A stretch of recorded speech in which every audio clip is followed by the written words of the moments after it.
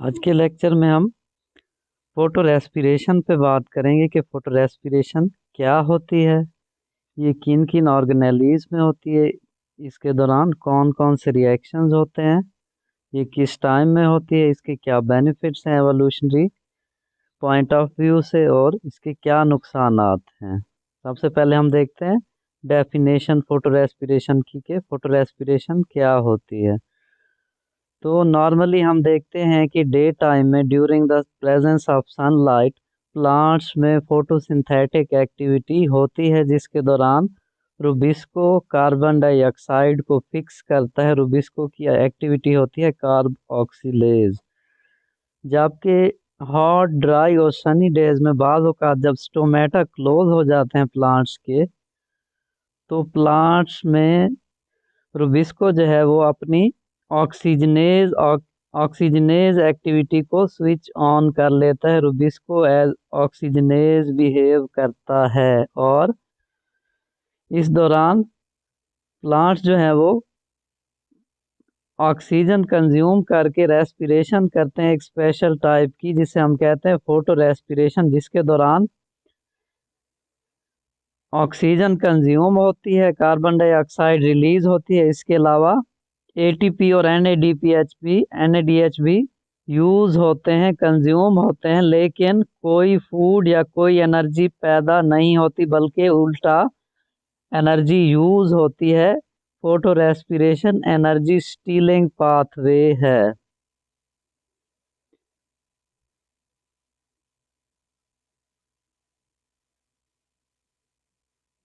हमने देखा था कि हमने डार्क रिएक्शन या केल्विन साइकिल में रुबिस्को CO2 को यूज करता है।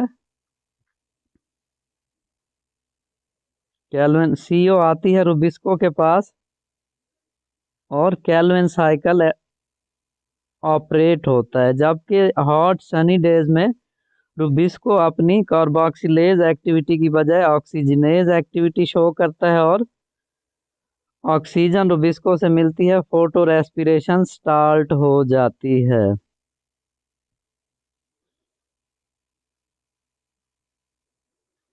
फोटो रेस्पिरेशन में जब लीफ में ऑक्सीजन कंसंट्रेशन हाई हो जाती है during the Sunny days carbon dioxide की बजाय, तो प्लांट्स जो हैं वो नॉर्मल फोटोसिंथेटिक प्रोसेस की बजाय, केल्विन साइकिल की बजाय फोटो रेस्पिरेशन स्टार्ट कर देते हैं।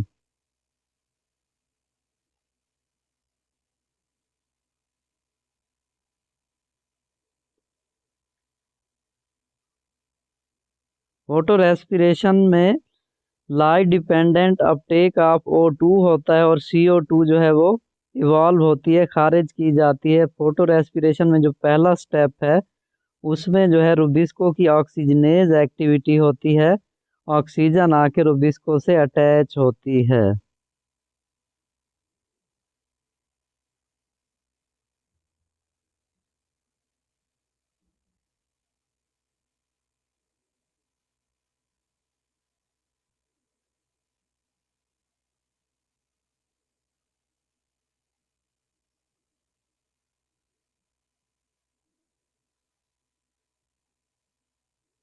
फोटो रेस्पिरेशन हम देखते हैं अब कि किन ऑर्गेनेलीज में होती है। तो फोटो रेस्पिरेशन 3 ऑर्गेनेलीज में होती है। पहला है क्लोरोप्लास्ट, उसके बाद है प्रोक्सिसोम्स और माइटोकॉन्ड्रिया।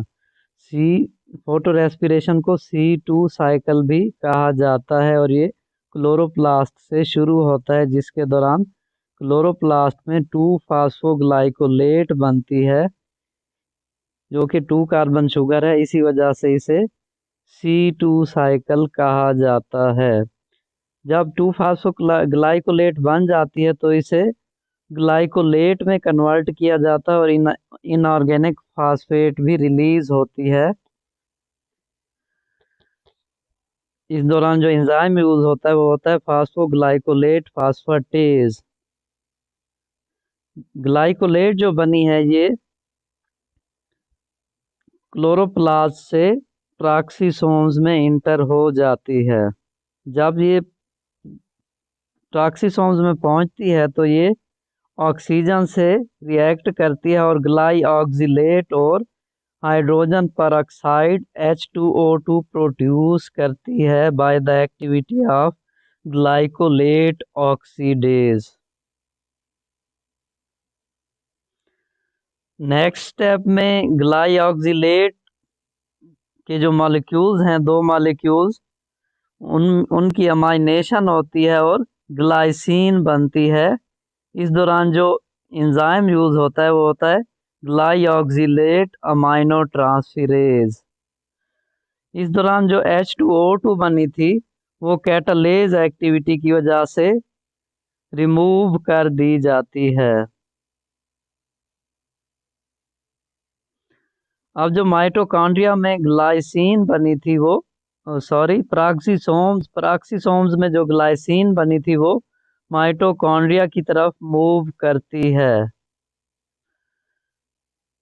जो ग्लाइसिन के दो मॉलिक्यूल्स आते हैं उनसे एक सेरीन, एक CO2 और एक NH3 प्रोड्यूस होते हैं।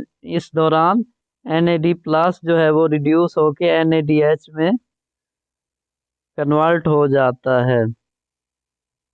इस दौरान जो एंजाइम यूज होता है इस स्टेप में वो है ग्लाइसिन डीकार्बोक्सिलेज, और प्रोडक्ट्स जो है वो है 1 मॉलिक्यूल ऑफ CO2 और एंजाइम यूज होता है RUBP ऑक्सीजनेज। अब जो माइटोकॉन्ड्रिया में सेरीन प्रोड्यूस हुई थी ये फिर पराक्सीसोम्स में जाके हाइड्रोक्सी पायरोवेट बनती है। उसके बाद नेक्स्ट स्टेप में हाइड्रोक्सी पायरोवेट जो है वो रिड्यूस होके ग्लाइसरेट में कन्वर्ट हो जाती है। ग्लाइसरेट जो है वो पराक्सीसोम्स में एग्जिस्ट करता है और दोबारा क्लोरोप्लास्ट में एंटर होके फास्फोराइलेट हो जाता है, 3 फास्फोग्लाइसरेट बनाता है।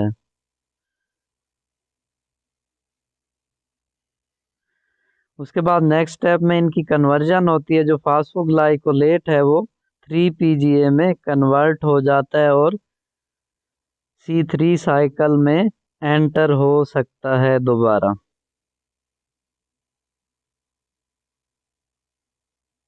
अब हम देखते हैं कि फोटो रेस्पिरेशन के बेनिफिट्स क्या हैं। फोटो रेस्पिरेशन पहले नंबर पे फोटो प्रोटेक्टिव इफेक्ट शो करती है। एक as a photo protective shield act करती है, प्लांट्स को हाई लाइट इंटेंसिटी के डैमेजेस से बचाने में अपना रोल प्ले करती है।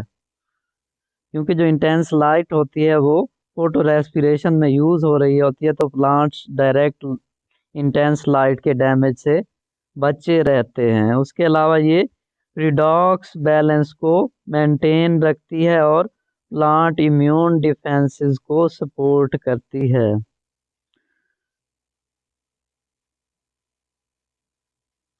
उसके अलावा इसके जो लॉस होता है, इसका लॉस ये है कि इस दौरान एक तो CO2 फिक्सेशन नहीं हो पाती, दूसरा ये एनर्जी स्टीलिंग है। फोटो रेस्पिरेशन एनर्जी स्टीलिंग है क्योंकि ये ATP यूज करती है और NADH भी यूज कर रही होती है, लेकिन इसके इन रिटर्न कोई एनर्जी प्रोड्यूस नहीं होती।